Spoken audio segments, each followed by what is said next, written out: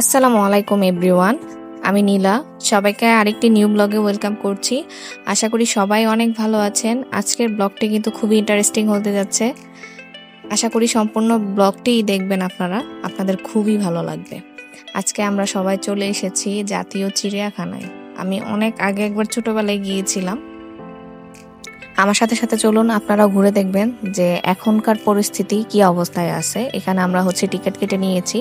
জনপ্রতি টিকিট ছিল 50 টাকা করে। 2 বছরের বাচ্চাদের টিকিট লাগবে না, 2 বছরের উপরে গেলেই টিকিট লাগবে।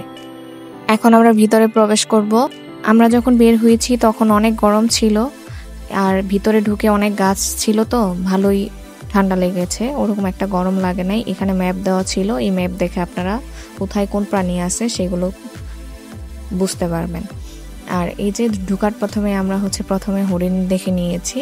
হরিণগুলো এত পরিমাণে সুন্দর ছিল, আর মনে হচ্ছিল ওরা অনেক ক্ষুধার্ত। আমরা যে সবাই দাঁড়িয়েছিলাম এখানে, হরিণগুলো একদম মায়াবী চোখে আমাদের দেখতেছিল, আর শিংগুলো একদম অপরূপ সুন্দর ছিল। খুব মায়া লাগতেছিল দেখার পরে। সেদিন ছুটির দিন ছিল। ছুটির দিন মানেই কিন্তু যে কোনো জায়গায় অনেক ভিড় থাকে। আর এইদিকে বিভিন্ন জায়গায় কাঠবিড়ালি দেখতেছিলাম।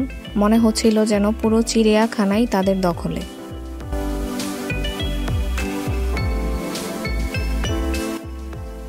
এই সাইডটাতে আমরা বানর দেখতে পেয়েছি। এখানে বেশ ছোট ছোট বানর ছিল। এগুলো বিভিন্ন জায়গায় জায়গায় উপরে বসেছিল। আগে যখন গিয়েছিলাম সবগুলো বানর একদম কাছাকাছি আসতেছিল মানুষ দেখে, কিন্তু এখন আর নাই। প্রথমে ভেবেছি এটার ভিতরে মনে হয় বানরই নাই, তারপরে উপরে চোখ দিয়ে দেখি এগুলো উপরে বসে আছে। আগে যখন গিয়েছিলাম তখন আমরা বানরকে বাদাম দিয়েছিলাম, কিন্তু এখন দেখলাম যে এখানে বোর্ডে লিখে রেখেছে কোনো খাবার দেওয়া যাবে না। তারপরে হাঁটতে হাঁটতে আমরা এখানে বিভিন্ন টাইপের বক, তারপর এই পাখিগুলার নাম আমার আসলে মনে নাই। এই পাখিগুলা আসলে ক্যামেরাতে ছোট লাগতেছে, এইগুলা কিন্তু বিশাল বড় টাইপের পাখি ছিল।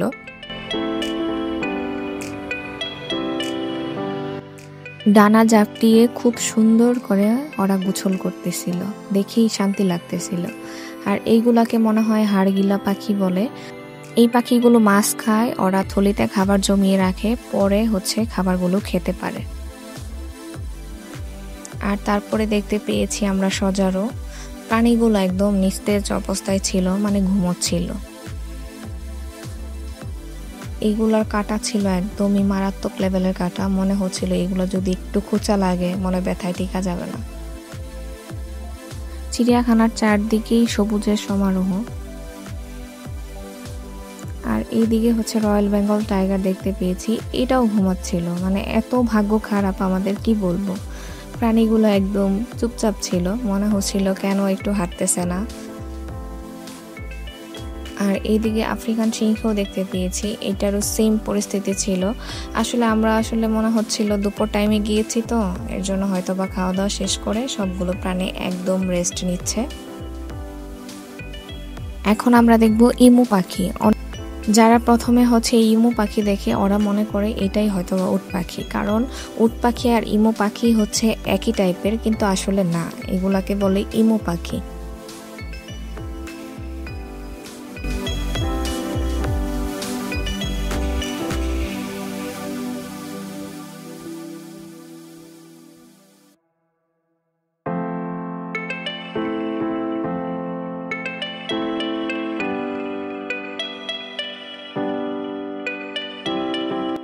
এই যে এগুলা উট পাখি। আমার উট পাখির ডিম দেখার ভীষণ ইচ্ছা ছিল, কিন্তু সেটা আর সম্ভব হয়ে ওঠে নাই।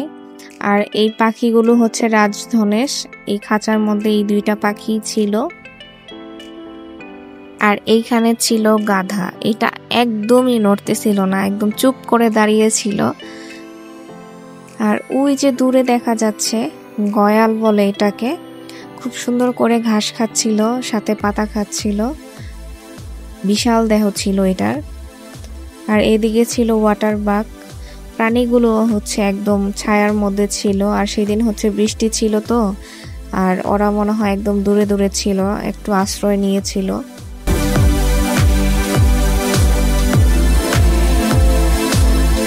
ঘুরতে ঘুরতে একটু পরপরই বৃষ্টি নেমে যাচ্ছিল, এখনও বৃষ্টি হচ্ছিল। আমরা একটা বড় গাছের নিচে আশ্রয় নিয়েছি। এখানে ছিলাম যখন বলতেছিলাম যে আসলে পানি পড়তেছে না, ভালোই তো গাছগুলো, আর গাছগুলোর কিন্তু অনেক বয়স ছিল।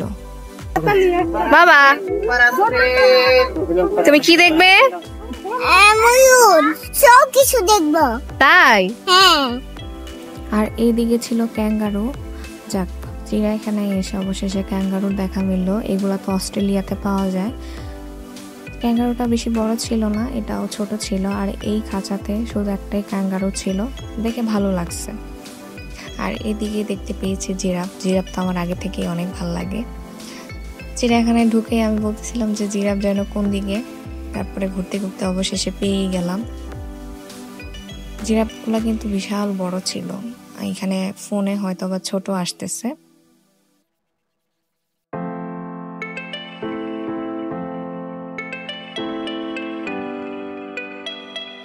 আজকের ভিডিওতে আমি প্রত্যেকটা প্রাণী একদম ডিটেলস দেখানোর চেষ্টা করেছি। যারা আমার ভিডিওটি কন্টিনিউ করছেন তারা কিন্তু ভিডিওতে অবশ্যই লাইক দিবেন আর কমেন্ট করতে ভুলবেন না। ভিডিওটি ভালো লাগলে শেয়ারও করতে পারেন।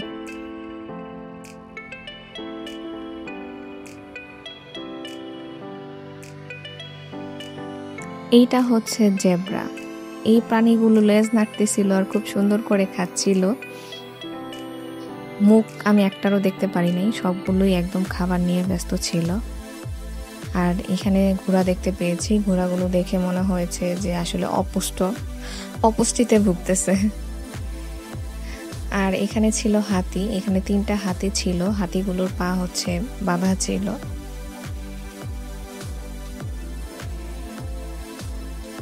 ওরাও বেশ সুন্দর করে খাবার খাচ্ছিল। হাতি যেখানে ছিল এরিয়াটা বিশাল বড় ছিল।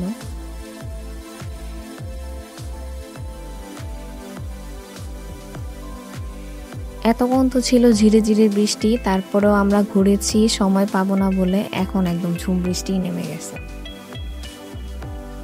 পরে হাঁটতে হাঁটতে একটা ছাউনির মতো জায়গা ছিল, এখানে মানুষের ভিড় ছিল। আমরা কোনো মতে একটু জায়গা পেয়েছি এখানে এসে দাঁড়ানোর। বসারও জায়গা ছিল কিন্তু বসার জায়গা পাইনি।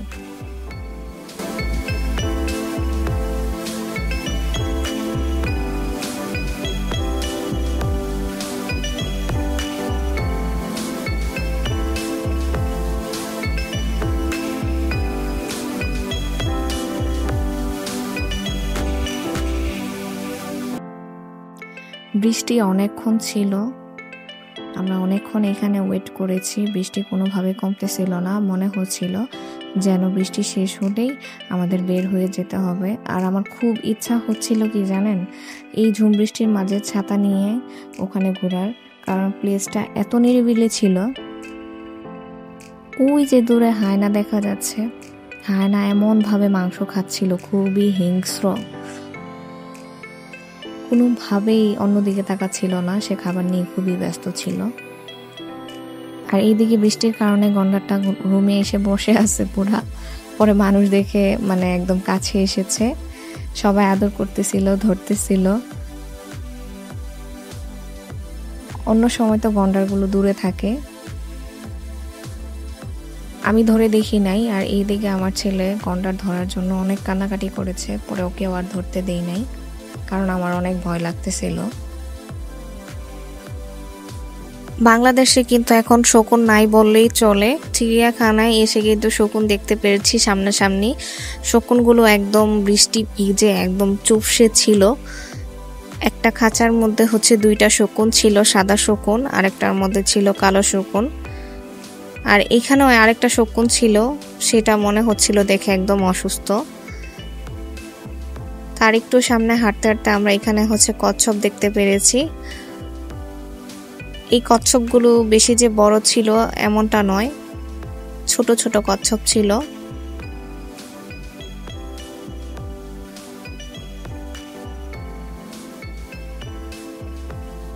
এই প্রাণীটি দেখার পরে গাটা যে আমার কেমন করতেছিল আমি বলে বোঝাতে পারবো না, মানে আমার দেখেই কেমন জানি লাগছে।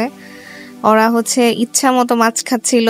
এখানে যে এত মানুষ, তারপরও একটু ঘুরে তাকাইতেছিল না, ইচ্ছা মতো মাছ খাচ্ছে, গোসল করতেছে। এদিকে একটা ভোদর হচ্ছে এসে একটু উকি দিয়ে দেখে আবার পানিতে চলে গেছে। আর এইদিকের জলহস্তিগুলা হচ্ছে ঘাস খাচ্ছিল। ওরা বেশ সুস্থ সবল মানে প্রাণী মনে হচ্ছিল দেখে, আর খুবই হচ্ছে হেভি ওয়েট হবে ওদের, মানে অন্যরকম ছিল। ওরা শান্ত ছিল বেশ, দল বেঁধে সবাই মিলে একদম ঘাস খাচ্ছে। আর এদিকে হাঁটতে হাঁটতে দেখি কি মোটা একটা গাছ এরকম উপরে পড়ে আছে। এটাকে অনেকক্ষণ দাঁড়িয়ে দেখতেছিলাম যে কিভাবে সম্ভব, এটা তো কাটে নাই, মানে একদম শিকড় সহ পড়েছে, নিশ্চয়ই কোনো ঝড়ে হয়তো বা পড়ে গেছে বা মাটি সরে গেছে নিচ থেকে।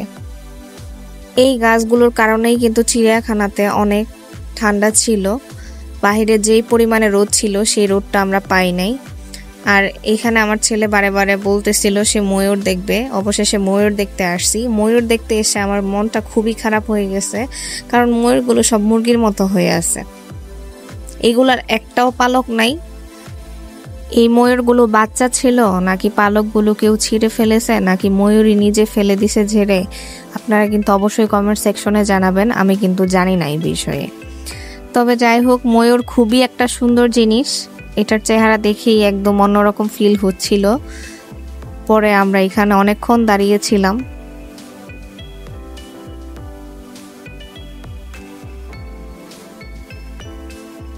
এই খাঁচাটা বেশ বড় ছিল, এখানে অনেকগুলো ময়ূর ছিল। কিছু ময়ূর উপরে বসেছিল, উপরের ময়ূরগুলা একটু বড় ছিল।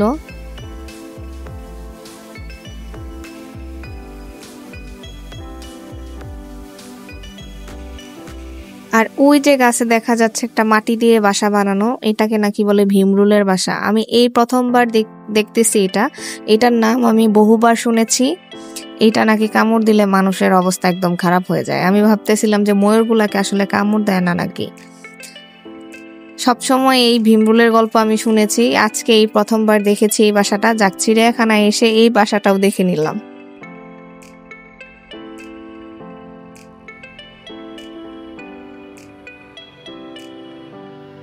আর এইদিকে ছিল সাদা ময়ূর। আমার কাছে কিন্তু কালারফুল ময়ূরগুলাই ভালো লেগেছে। এটা হচ্ছে ভারবেট বানর। চিড়িয়াখানা একটা জায়গায় আছে, সাইনবোর্ডে লেখা ছিল বানরপল্লী নামে, যেখানে বিভিন্ন প্রজাতির বানর আছে। এই ভারবেট বানর হচ্ছে খাঁচার মধ্যে একাই ছিল, সে খুব সুন্দর করে খাচ্ছিল।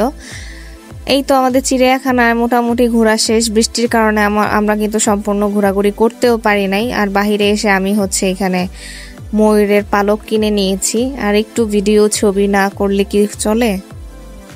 আর এখন হচ্ছে দুপুরে খাওয়া দাওয়া করতে হবে। দুপুর টাইম অবশেষে শেষ হয়ে গেছে। আমরা আসছি বিকেলবেলা। সুলতান ডাইনে আজকে আমরা কাচ্চি খাবো।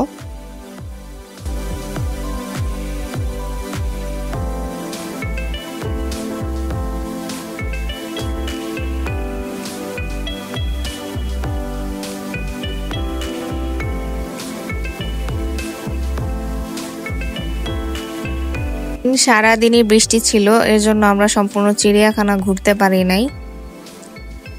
এখানে আসার পরেও দেখেন কি পরিমাণে বৃষ্টি বাহিরে। তাও অবশেষে আমাদের খাবার চলে এসেছে। প্রচন্ড রকমের ক্ষুধা লেগেছে, যেহেতু সকালবেলা বের হয়েছি।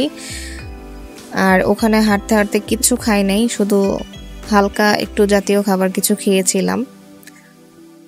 এখন হচ্ছে খেতে হবে। ওইখানে একদমই শরীর ক্লান্ত লাগছিল, আর এরিয়াটা এত পরিমাণে ছিল বড়, হাঁটতে হাঁটতে পাও ব্যথা করতেছিল।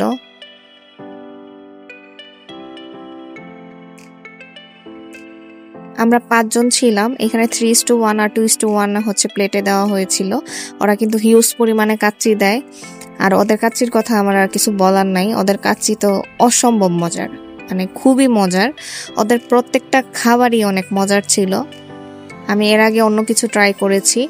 আর আমাদের উত্তরা যে সুলতান ডাইনের যে ব্রাঞ্চটা, সেখানের কাচ্চিটা আমার ওদের ভালো লাগে না। এর আগে আমি খেয়েছিলাম, আর এখন হচ্ছে এটা মিরপুর খেয়েছি। মিরপুরেরটা আমার ভালো লেগেছে।